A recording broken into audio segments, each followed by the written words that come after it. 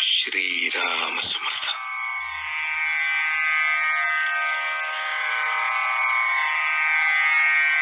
भगवंताचे होण्यानेच काळाच्या पलीकडे जाता येते.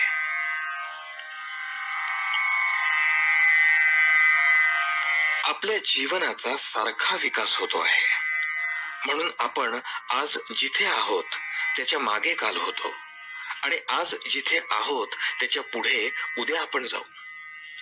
हे जरी खरे तरी आज आपण जे करायला पाहिजे ते न केले तर एखाद्या वेळी उद्या मागे जाण्याचा प्रसंग आपल्यावर येईल. पुढचा जन्म हा आजच्या जन्मातूनच निर्माण होतो. तेव्हा आपण आज चांगले असलो तर अंते मतिही सा गतिही या नियमाप्रमाणे पुढचा जन्म आपल्याला चांगलाच येईल. काळ मुख्यतः 3 प्रकारचा असतो: कालचा, आजचा आणि उद्याचा. जो काळ होऊन गेला तो काही केले तरी परत येणार नाही, म्हणून त्याची काळजी करू नये.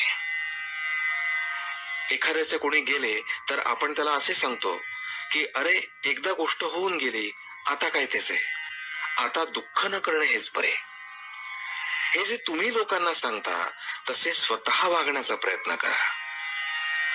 मागे होऊन गेल्याची विवेकाने विस्मृती पाडता येते, तसेच पुढे काय होणार हे माहीत नसल्यामुळे त्याची काळजी करू नये. आजचे आपले कर्तव्य आपण केल्यानंतर जे व्हायचे ते होणारच, म्हणून स्वस्थ बसावे. मागची आठवण करू नये किंवा गेल्याचे दुःख करू नये आणि उद्याची किंवा होणाऱ्या गोष्टीची काळजी करू नये. सध्या आपल्याला कालाच्या पलीकडे जाता येत नाही आणि कालाच्या पलीकडे गेल्याशिवाय भगवंत मिळणार नाही, अशी अवस्था आहे.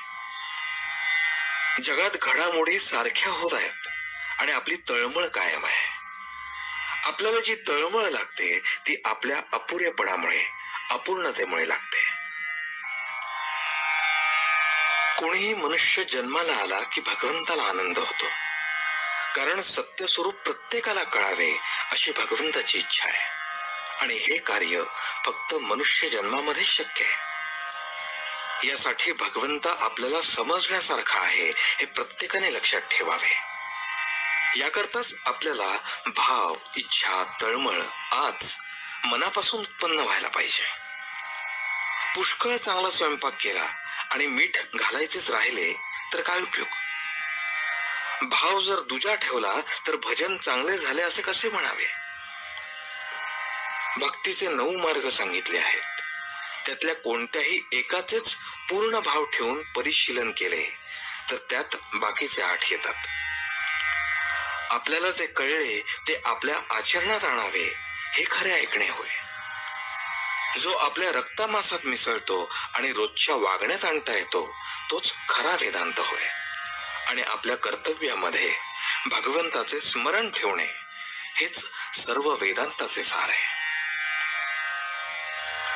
आजचे बोधवचन: